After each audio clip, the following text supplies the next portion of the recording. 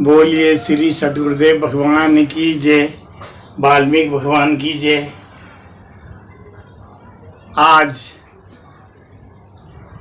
बड़े उत्सव और खुशी और आनंद की बात है। हमारे भगवान महर्षि वाल्मीकि भगवान का प्रगट दिवस है। आज प्रगट दिवस पर जितनी खुशी मनाई जाए उतनी ही कम है। आज संसार में संसार की रचना करने के लिए पहली मर्तबा भगवान प्रकट हुए वाल्मीकि स्वामी जी, और इन्होंने प्रकट होकर के अपनी ही कल्पना से सृष्टि रचना की। सृष्टि रचना में लग 84 जीवों से लेकर मानव तक, देवताओं से लेकर राक्षसों तक सबकी कल्पना करके इन्होंने प्रथम बार महर्षि वाल्मीकि भगवान ने रामायण जी लिखे।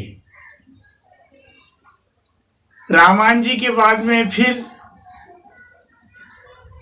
सब की रचनाएं लिखी, सबकी रचना हुई, और इन्होंने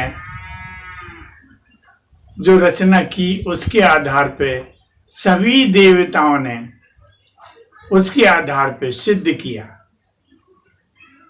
कैसे? जैसे भगवान राम के बारे में लिख दिया, प्रातः काल उठे रघुनाथा, मात पिता गुर ना वही माथा। ये भगवान वाल्मीकि स्वामी जी प्रकट नहीं हुए उसके हजारों साल पहले ये शब्द लिख दिए थे। फिर भगवान राम जी ने प्रकट होकर के मानव लीला में ये शब्द को सिद्ध किया। कैसे?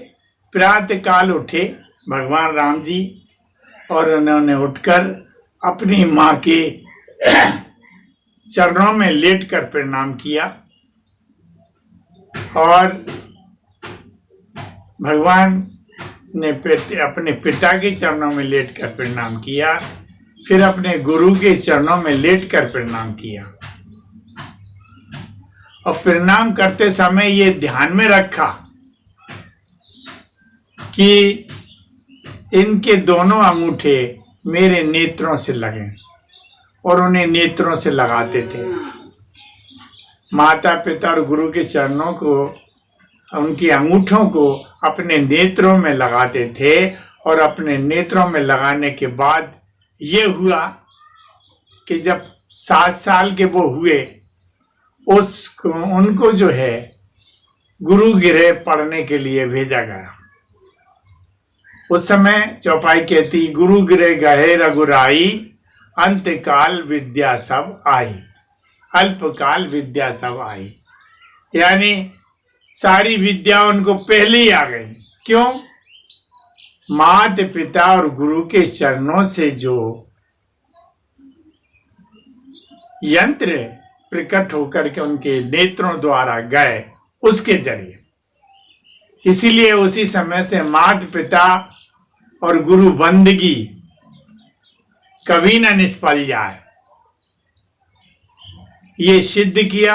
ऐसे ही सारे देवताओं के लेख हैं, और उन लेखों में सबने अपना अपना कर्तव्य किया है, और सबके अपने अपने कर्तव्य ही के अनुसार सबको अच्छा फल भी मिला और गलत फल भी मिला।